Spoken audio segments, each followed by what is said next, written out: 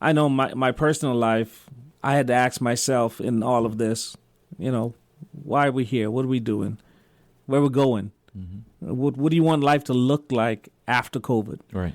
And so I have just been here asking the same thing of the ministry. Why are we here? What's our purpose? What is the vision?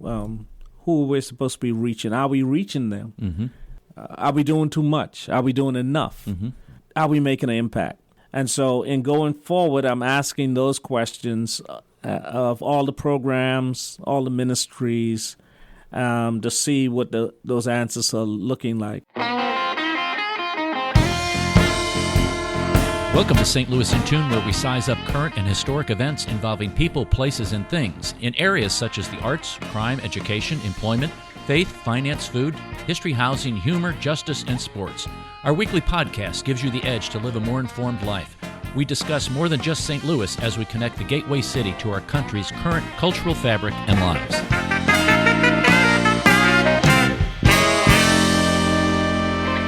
We have a great guest in studio today. The Webster Rock Hill Ministries Board of Directors recently named Pastor Derek Bastian as the organization's new interim executive director. He has more than 25 years of experience as a senior pastor and more than 28 years of experience working in and leading community organizations. His community involvement includes membership at the Unity United Methodist Church of Webster Groves, the NAACP, and past work with the St. Luke's AME Apartments as president and member of its board. His experience also includes work with children and youth in educational settings, as well as working with those facing the end of life in hospice care. That is a huge deal. That is a huge deal. Having two family members who have been in hospice care. He's worked in both rural and urban settings. Derek, welcome to St. Louis in Tune. Thank you for having me. There you go. May I call you Derek? Absolutely. I know some pastors like to go by Pastor Derek or Reverend Derek or Reverend Bastian. I'll go however you want me to call you. God knows me as Derek. Does he? Okay. Yes. We were wondering if Pastor Derek or Pastor or Derek, but yeah. So we have. Wait. Can I say it's good to see your face? Because when I first met Derek, we had the masks on. That's we were right. sitting, across the table. So I've never seen. He's got a nice smile. Yeah. Thank you. He looks better with the mask on, doesn't he? Oh, here we go. Well, okay. We have fun. Well, post-COVID, we're going to discover a lot of new faces. That's right. That's right. That's right. Good. Yeah, Mark didn't know I had a goatee until I took my my mask and off. I'm glad to see you got your teeth fixed too. Yeah, that's right. I have the $1 million mouth, by the way. Yeah, that's true. He's right, folks. Well, thank you for having me, but I have this disclaimer. I know I'm a preacher, pastor, but I don't have a radio voice like you guys. So I'm sitting over here, and I shouldn't be jealous, but no, I'm just admiring your radio voices. Yeah, well, we don't have faces for television. We have faces for radio. Right. So that's why we're here. Right. No, you have a great voice, and I have a slew of questions. No, I'm just kidding. No, I really do have a lot of questions that I think will be. They'll come about as we have a conversation. And folks, as you know, when we talk to people, and I haven't talked to Derek about this prior, but we just sit down like we're having a conversation in the living room. Listeners, I try to ask questions that you would be asking and thinking about at home and what you would want to know. And that's how I kind of approach interviews. I'm not a journalist by trade. I'm an education person. I'm not even an English major. I'm a music major. So when I ask questions, it's just from inquiry, and I'm interested and inquisitive. So that's how I do this. So tell us a little bit about Derek Bastian. Take us back. We don't have to go all the way back, but take us back to how far you want to go. Well, what the interesting things about me, I'm from the Bahamas. Okay. And so I'm a transplant. God has a sense of humor. I would say so. Right there. So the church intent was to take me from the Bahamas, train me, and send me back to the Bahamas to plant churches. That was 30 years ago. So I'm still here serving and learning and trying to grow the kingdom of God. I have a background in counseling, so I love trying to help people figure out for themselves how to best work through their problems. I enjoy preaching. I enjoy talking. I'm a professional eater. I like that. I love to have fun. I enjoy family, and I am looking forward to helping this ministry grow and meet its full potential. Now you just have a touch of accent, just a touch, just a teeny bit, and I'm surprised that it's really kind of dissipated. Right. Well, winter will do that to you. It will do that. The cold weather. That's right. It'll knock it right out. So you came over as a student. Okay. I was about 19.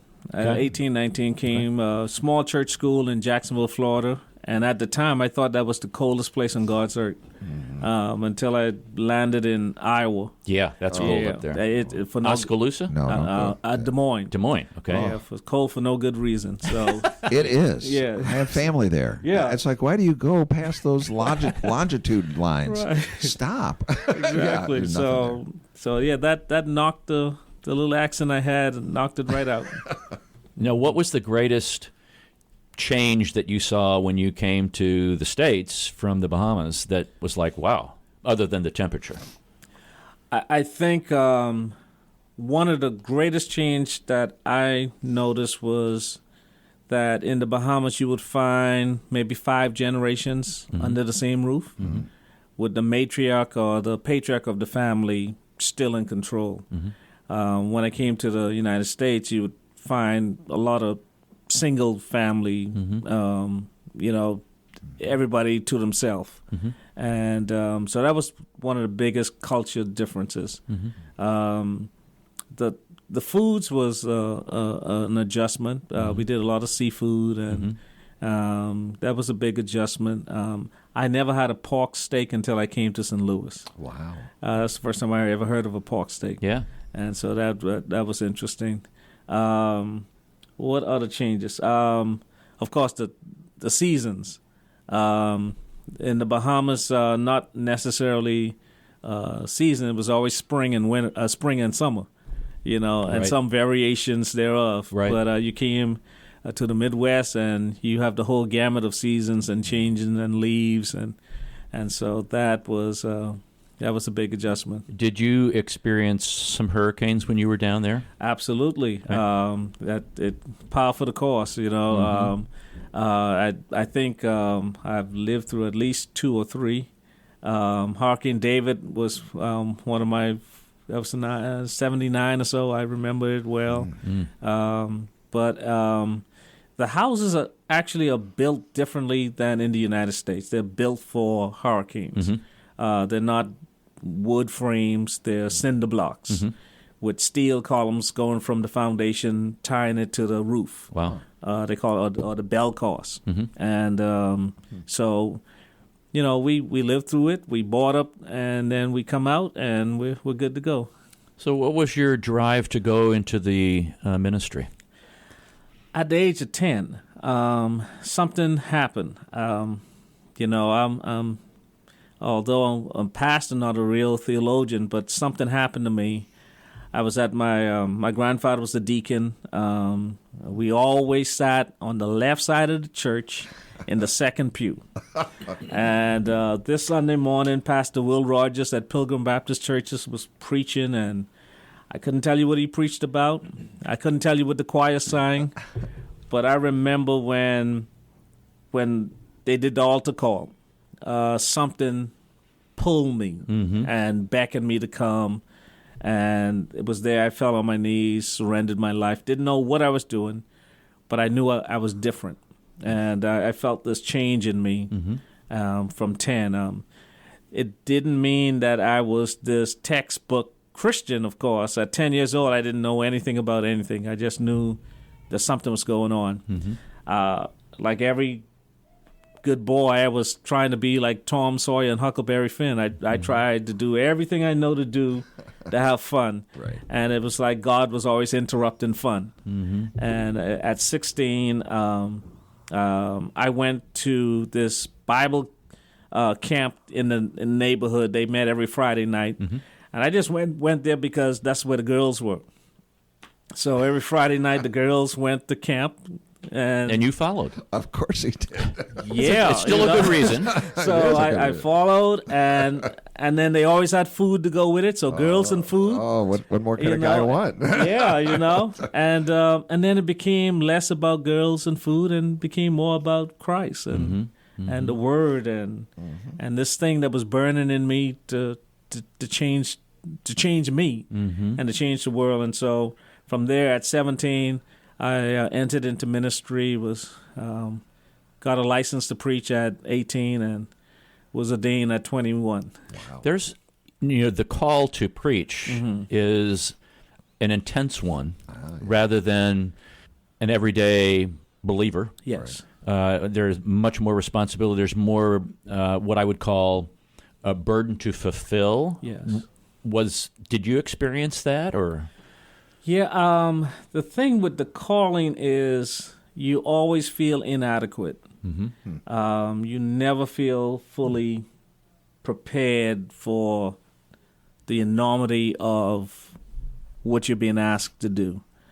And I can't speak for other pastors or preachers, but you go through life always asking God, am I good enough? Are you sure? Can you really use me? Me? After all, me? Because you know you. Yeah, because you definitely know me, Lord. And, like I said, Tom Sawyer, Huckleberry Finn. And but God always comes back to me and says, that's why it's you. And so that's what that juxtaposition in the calling of am I good enough? And then trying to do all you can to make God well pleased.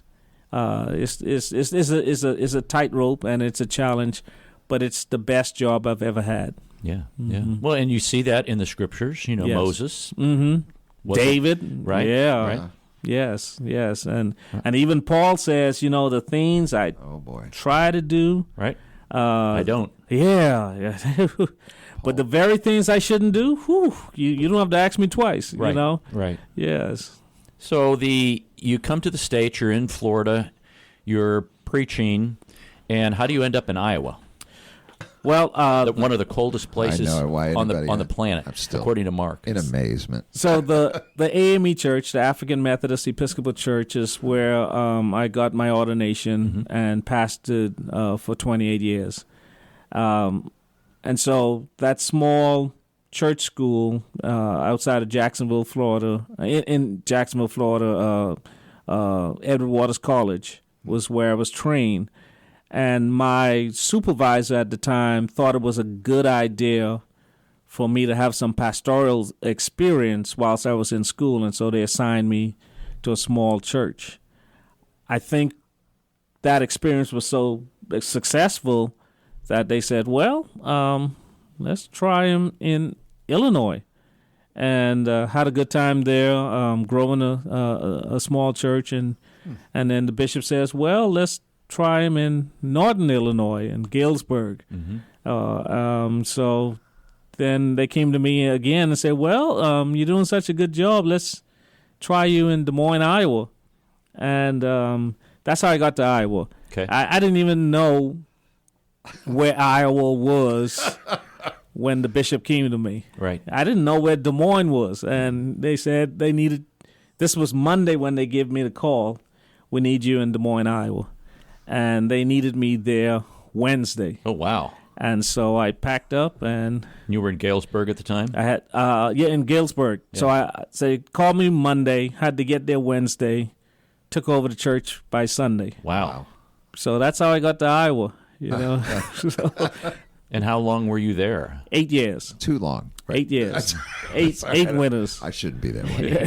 Just kidding. And you had a lot of good success there, working with the community and doing some things that it involved, as I recall, some buildings that had been utilized by another group, and you guys That's kind right. of took that over and discuss that a little bit. We've got a few more minutes before break, but Yes. we'll kick over into the second half of the hour here. But talk a little bit about that. So we had a women's ministry after school program going at St. Paul AME Church and men's ministry, but the Good Samaritan homeless sheltered women and children.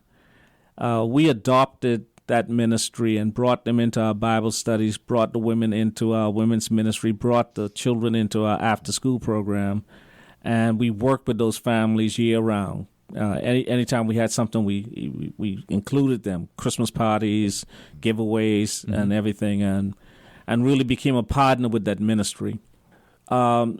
So that ministry relied solely on the sponsorship of churches, and somehow it wasn't a good working fiscal thing that they had, and they found themselves going bankrupt. So they came to us and they said, if you take over our debt, we'll give you our assets. And their debt was some $200,000, but their assets at the time was, when you added vans and buildings and properties, was $2 million. Wow. So we went to our board, we went to the bank, and the bank says, that's a no-brainer. Why wouldn't you want to do this? Right. And so we took over that ministry. The Lutheran Church at the time says, if you're crazy enough to take over this ministry, we're crazy enough to give you a grant for $100,000 Wow. to refurbish the buildings and get them ready for the women and children. Amen. And so we did that. We took over that ministry. We retooled it in that we said to the women, we want you here, but we're going to do this in a different way. We're going to ask that you pay something towards your upkeep here, and we'll give it back to you at the end of your stay here, so you can get permanent residence of your choosing. And so we did that. Most of the women qualified for some type of government help for their rent, and we give it back to them to help them get their apartments, their housing. And so that was a wonderful, wonderful ministry. And again, we kept the kids plugged into the after-school program. We said to the women, if you're going to be here, you got to be in school, or you got to be looking for a job, or you have to help us in the after-school program, volunteering, or helping in the building, cleaning up, or something giving back. Right. And so that was a good marriage. That was a good fit, and we really had a lot of fun helping those families. It sounded like, and when you're kind of working with the Lutheran Church there, you're beginning to have some, what I would call, interdenominational connections and Absolutely. communication and cooperation, which is really key in the body of Christ. And sometimes we can let our ideologies separate us from achieving the goal. And so we listened to those ministries, and the focus was, what can we work together on? Not what we're different about, but what is the thing that unites us? And we found that common thing, and we were able to help those families because, I was hungry and you fed me. I was naked and you clothed me. That's a common place that we can rally around to help families. Right, exactly. We're talking to Derek Bastian. He's the Interim Executive Director at the Webster Rock Hill Ministries. Derek, you went from Iowa to East St. Louis and ministered there? Yes, St. Luke AME Church in East St. Louis, Illinois. I actually asked for the move. So being in Iowa for 8 years, my doctor came to me and said, you're having some depression. Mild depression, but depression. He said that because you're from the Bahamas, sunshine, and you're experiencing this wonderful weather in Iowa, cloudy, great. It's causing some problems. Get you? I get it. So I asked my bishop, hey, need to go, right. and so. I asked for East St. Louis because when I passed through this way in '94, I was the youth minister at that church. Okay. St. Luke AME Church. Okay. So I wanted to help out and also regroup. Okay. Yeah, so that's why I came to East St. Louis. And you were doing some, is this such a word, chaplaincy? Yes. Is there such a word? That is a word. I'm going to look that up. You were acting as a chaplain for SSM. That's right. So in 2011, I became a chaplain at SSM. I've worked at Cardinal Glennon. I'm now at St. Mary's. And it is a wonderful, wonderful ministry. I compare chaplaincy to the Jesus part of the ministry where you're actually going and doing. Right. And so I really enjoy going from bed to bed and visiting with the sick. And like you said earlier, I've worked with hospice at Mercy. I did that for a while. And That's hard. Oh, yeah. it is a tremendous ministry, but awfully lonely. Yes. And those who are still doing it, those who do it day in and day out, I did it for about 3 years, and that was as much as I could give at one time. Right. Wow. How has that been working with COVID going on? I would say this, that for all those who don't believe COVID is real, there's so many families, there's so many people who've suffered, and so many people who've died with a nurse, a stranger holding their hands, a chaplain coming in and trying to bring relief, and families only can look in through a Zoom or a FaceTime. And when it first started, they told families you can drop your loved one off here at this ED door, emergency department door. And for some people, that was the last they had physical contact with their loved one. Wow. Breaks my heart. And so it's been an ugly experience. But out of this ugliness came so many heroes. Those who clean the rooms, the EVS people, the food service people, the nurses, the first responders. There's been so many heroes that keep showing up and making sure patients are taken care of. And so out of this ugliness came just this heroic period. And so, yeah. And touch is such a vital thing that I think we take for granted even when we're well. Yes. But when you're sick, and in those kinds of situations, touch is, it means the world. Exactly. Have you experienced that dealing with patients like as a chaplain, and even especially in hospice, I can imagine?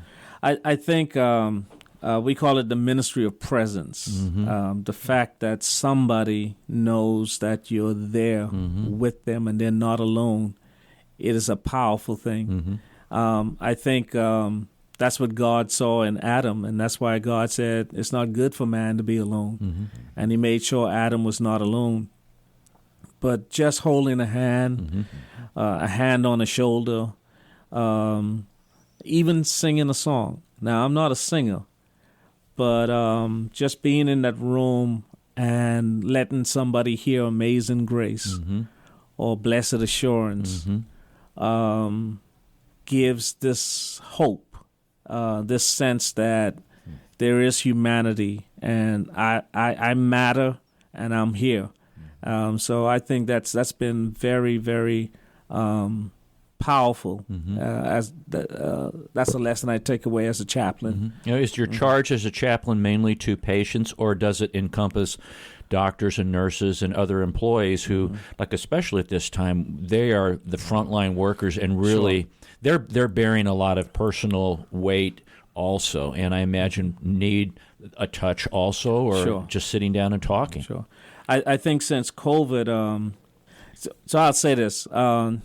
Nobody wants a chaplain until they need a chaplain. And since COVID, just people just sitting and breaking down and just need somebody to listen.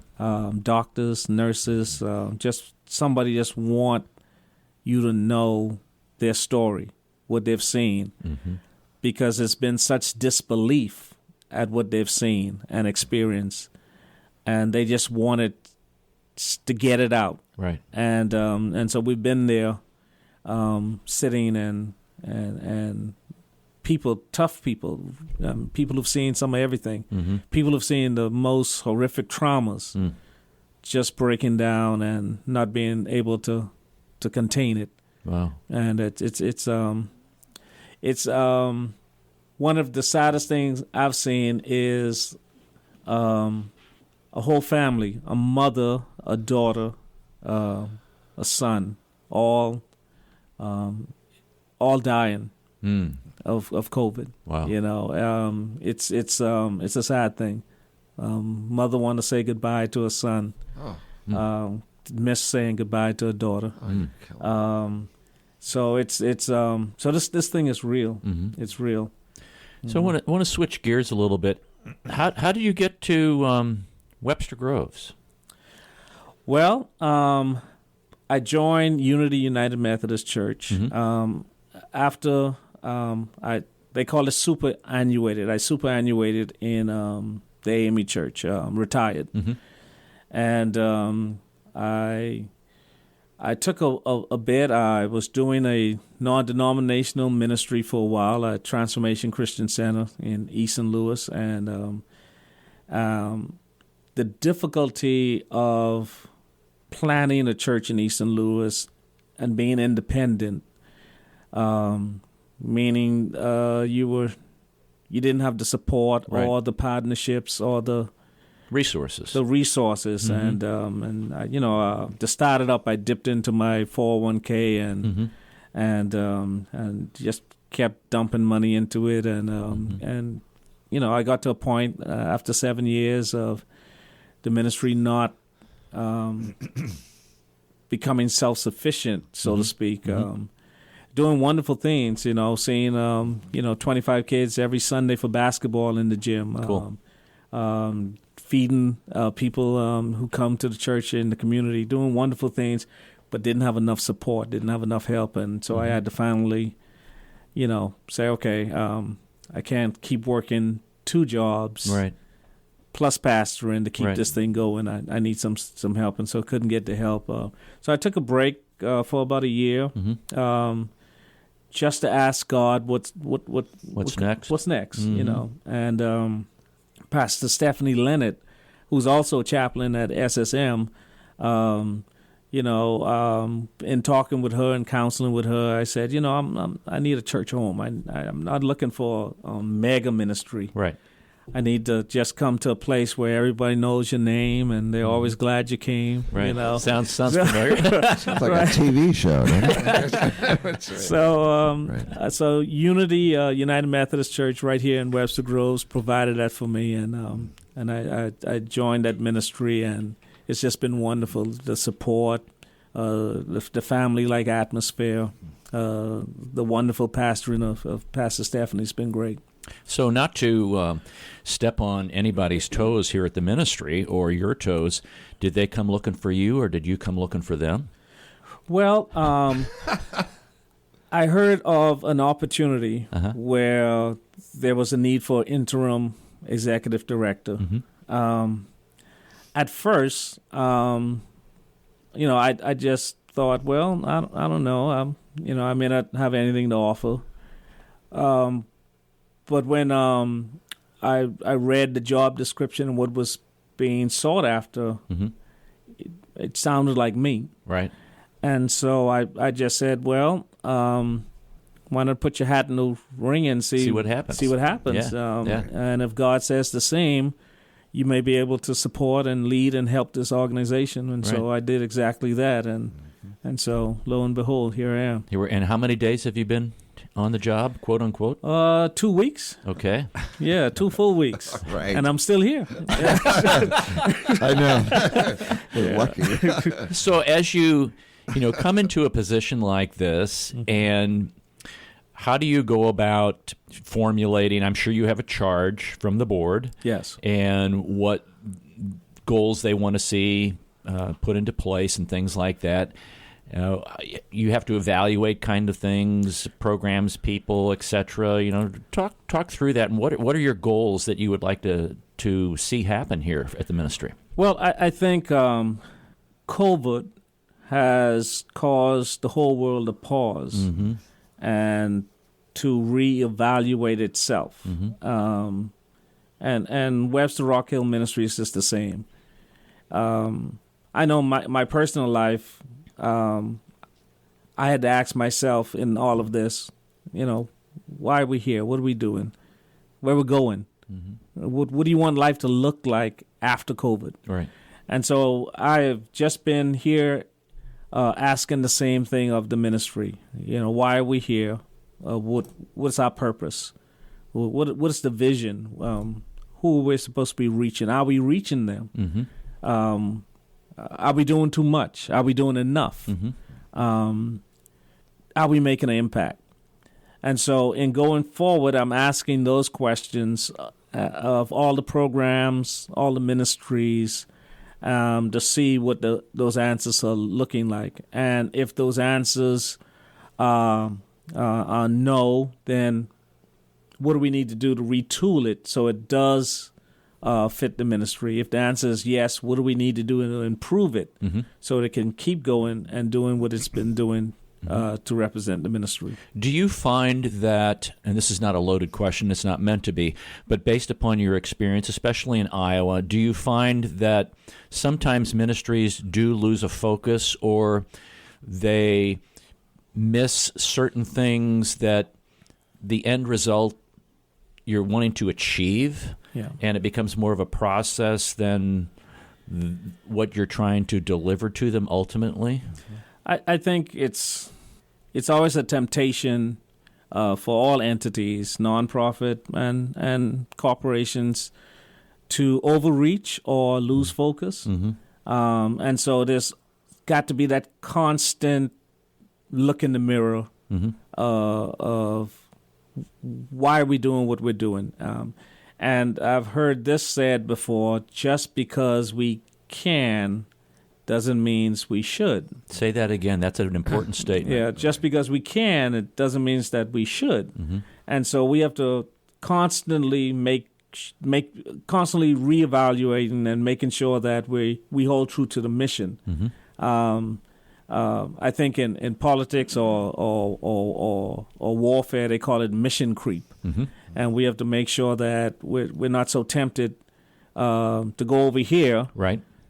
Because we can, but to stay true to our mission and our purpose. Has there been an effort, and I'm not involved with these things, so I can ask this question, has there been an effort to refocus the mission or the vision of where the ministry should go in? Is that something that the board and you have talked about or are implementing now? Or? Well, in coming, I've understood that the board is reevaluating and examining its mission and its purpose and trying to make sure that it makes sense, that it's practical, it's measurable, it's attainable. Right. And so so these are great days to be a part of the organization, because I think there is this rebirth that's happening. There's this refocus that's coming, and people are excited right now. Right. There are tough questions, but if you are courageous, on the other side of that question comes real answers, and out of those answers will come solutions. And you know this, starting something is very difficult. Yes. Sustaining something is very difficult, and then forward thinking an organization is very difficult too. They're each their own little animal. Yes. And I think you've had experience doing kind of all three of those, haven't you? Exactly. I've come. I've started. I've been parachuted in the middle of So into Iowa too. Right, in Iowa. Pushed out of the plane. Exactly. Right. So coming in now, like I said, it's this season of rebirth. It feels like post-COVID, something new is going to happen. You can see the end of the tunnel. We can see the end of the tunnel, and we want to position ourselves that the ministry is refreshed and ready to tackle what's to come in 2021 and beyond. Yeah, and it's not like, this is not a slam, it's not like you're a youngster. You're a mature individual who you are, as Mark and I would say, we are seasoned citizens. I don't know how old you are. Don't say anything. But you're not wet behind the ears. No. You're not right out of school and you have a lot of energy and not a lot of experience. You have a great deal of experience that you sit back and you draw on, and many times, and you correct me if I'm wrong, rather than do something right out of the gate, you've thought through that and like, not the right time, maybe a little later, maybe not at all. Right. So maybe maybe 20 years ago, I was more like Luke Skywalker when I approached problems and situations. And after falling and picking up and failing and succeeding and the pains and the successes, I'm more like Yoda now. Luke, let the Force be with you. Yeah, exactly. So listening more and making sure I'm not reacting but responding. Right.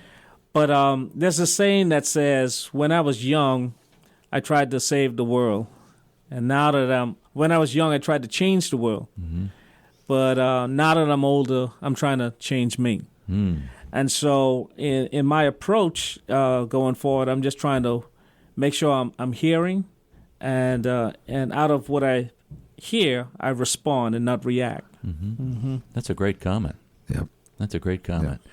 So I'm going to kind of close this down a little bit, and what I'd like for you to do is speak to the community and speak to individuals who may be part of the churches that are a part of the Webster Rock Hill Ministries.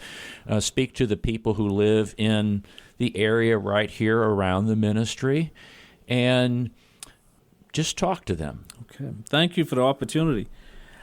First, I would like to say thank you. Thank you for the vision. Thank you for this organization called Webster Rock Hill Ministries. God must have hovered ever so close as to birth this idea into a people who saw a need in this community. So thank you to everyone who served on this board over the years. Thank you for everybody who's made a donation. Thank you for everybody who served as a volunteer. I just want to first say thank you. Secondly, I want to say to the community, we are here. We're here to meet your needs. We're here to help. We're here to motivate. We're here to support. We're in the city for good. And we want you to know that we're here and we care. Then I also want to say to our partner churches and other nonprofits and other community leaders that we don't see ourselves as an island unto ourselves. We don't see ourselves as an organization who can do it all. We need your support and continual help, and we want to partner with you continually in some of the work that we're doing. I would say this, that as a pastor, I've preached a gazillion sermons all about how to make the Word of God practical, mobile, see a need, meet a need. And then I come to Webster Rock Hill Ministries when this is all we do. All we do is act as the hands and feet of Jesus, where we help, we serve, we give, and we take care of those in needs. So I am excited. I want the community to know that even now, if you have a need for food, if you have a need for toys, we have toys to give away still. We have food to give away. Come and receive so you can have a wonderful, festive holiday celebration. I want the community to know that through COVID, after COVID, we're going to be here for you. We're not going anywhere. And we're here with you all the way. And to this radio station, for the work that Mark is doing and yourself and people like Chris, this is a great asset. is far-reaching, and it's a powerful tool to minister. You're actually getting into the homes and into the lives of people. What a powerful thing. And I pray for you guys, and I pray for your success. And I would just like to say that one of the things that have motivated me over the years is the poem Invictus that says, "Out of the night that covers me, blackest pit from pole to pole, I thank whatever God may be for my unconquerable soul. In the fell clutch of circumstance, I have not winced nor cried aloud, but under the bludgeons of chance, my head is bloodied but unbowed.